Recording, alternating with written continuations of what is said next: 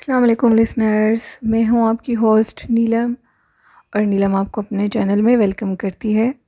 شروع کرتے ہیں آج کی ویڈیو اللہ پاک کا نام لے کر، جو انتہائی اعلی رتبہ اور بہت جلیل القدر ہے۔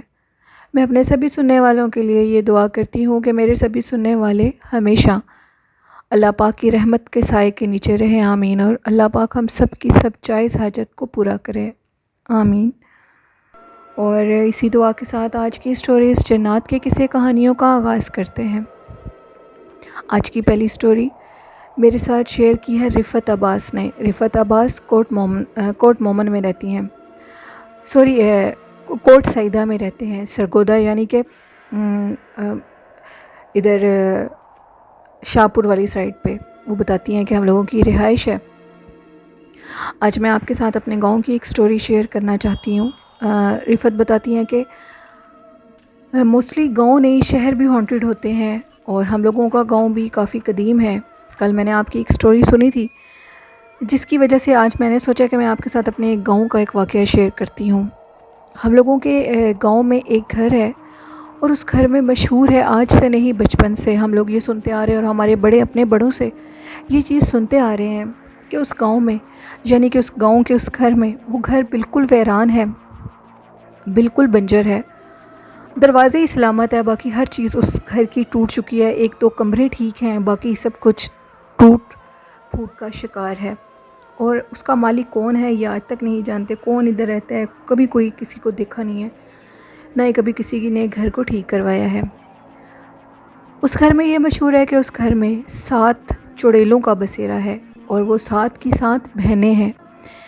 میرے جو امی ابو ہیں، اور انہوں نے اپنے والدین سے یہ چیز سنی ہے کہ اس گھر میں 7 آفتوں کا بسیرا ہے، اور وہ جو آفتیں ہیں وہ باقاعدہ رات کے ٹائم لوگوں کو نظر آتی ہیں، دوپہر کے ٹائم نظر آتی ہیں۔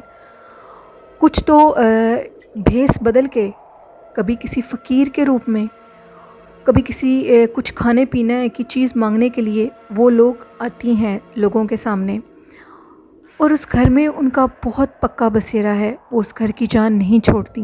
ایک دفعہ ہم لوگوں کے گاؤں کے ایک بزرگ تھے، اور وہ نماز پڑھنے کے لیے، فجر کی نماز پڑھنے کے لیے جا رہے تھے مسجد کی طرف۔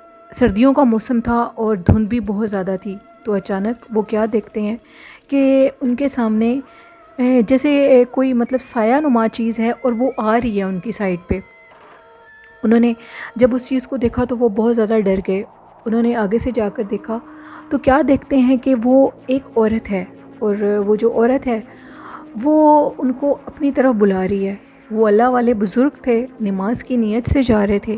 ان کو اب یہ پتہ لگ گیا تھا کہ اتنی رات کو کوئی عورت گھر سے باہر نہیں نکل سکتی اس ٹائم پہ۔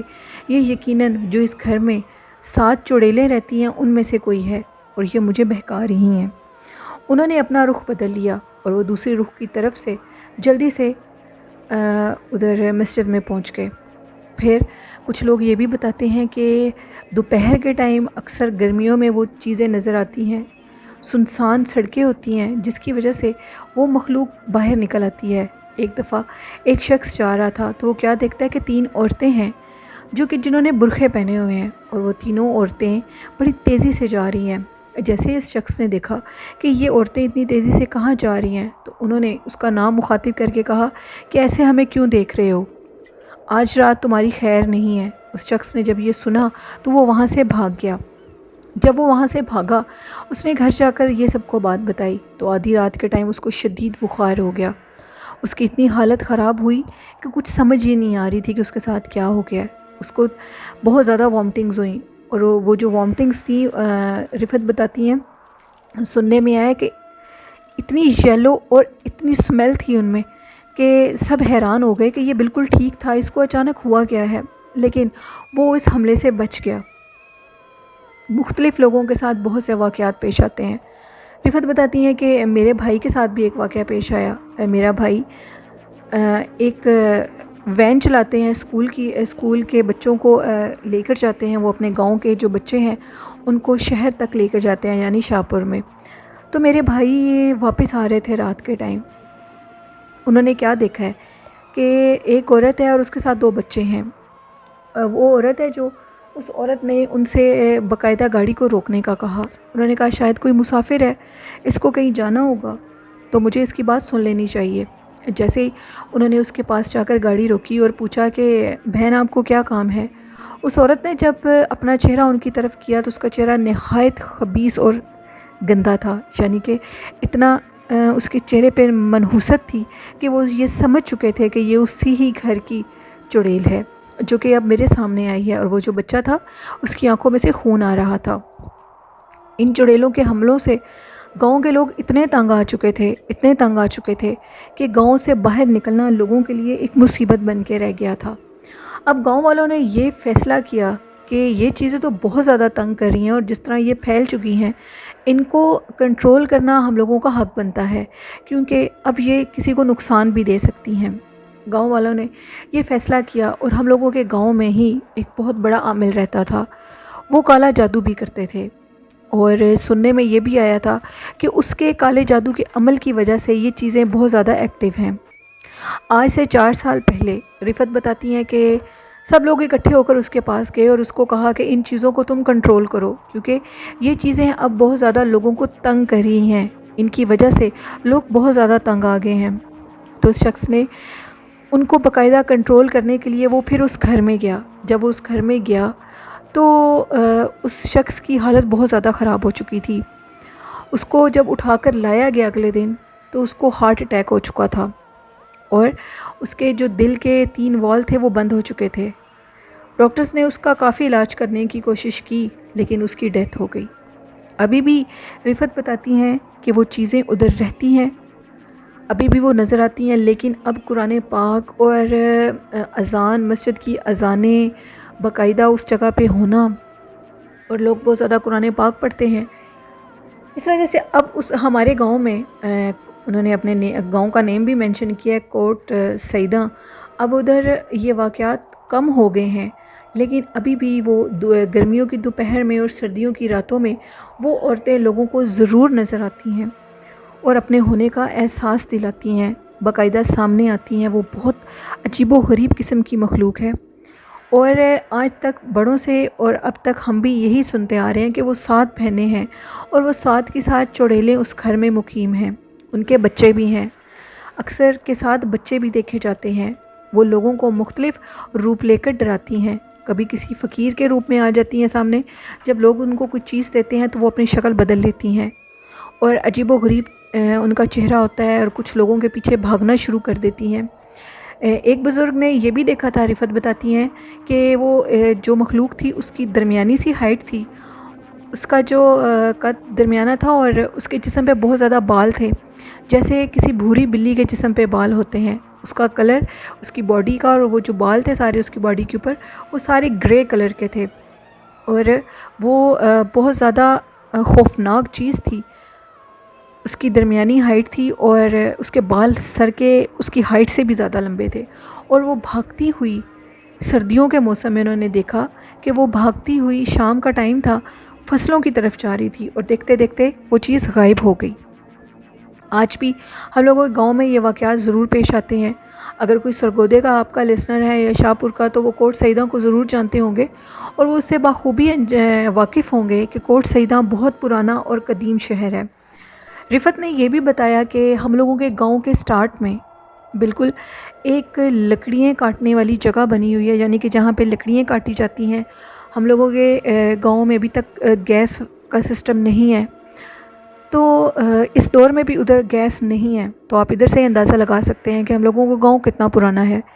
گاؤں کے سٹارٹ میں ایک لکڑیاں کاٹنے والی جگہ بنی ہوئی ہے, وہاں پہ باقاعدہ ایک مشین لگی ہوئی ہے جہاں پہ لکڑیوں کو کاٹا جاتا ہے. وہاں پہ کچھ لوگ بیٹھے ہوئے تھے, سردیوں کا موسم تھا, تو وہ اچانک کیا دیکھتے ہیں کہ عجیب و غریب کسی جانور کی آواز آ رہی ہے. انہوں نے کہا کہ یہ کس جانور کی آواز ہے, ہمیں دیکھنا چاہیے. جیسے ہی انہوں نے ادھر سے وہ اٹھے ہیں, وہ ان کی بچت اس لیے ہو گئی تھی کہ انہوں نے اپنی اس جگہ پہ وہ ایک برآمدہ ٹائپ جگہ بنی ہوئی تھی, اندر مشین لگی ہوئی تھی, انہوں نے ادھر لکڑیوں کی آگ جلائی ہوئی تھی.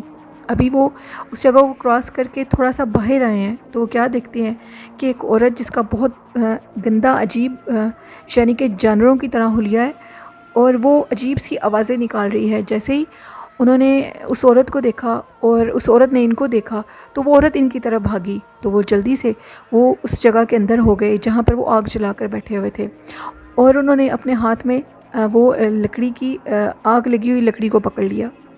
اس طرح وہ آگ کو دیکھ کر بھاگ گئی۔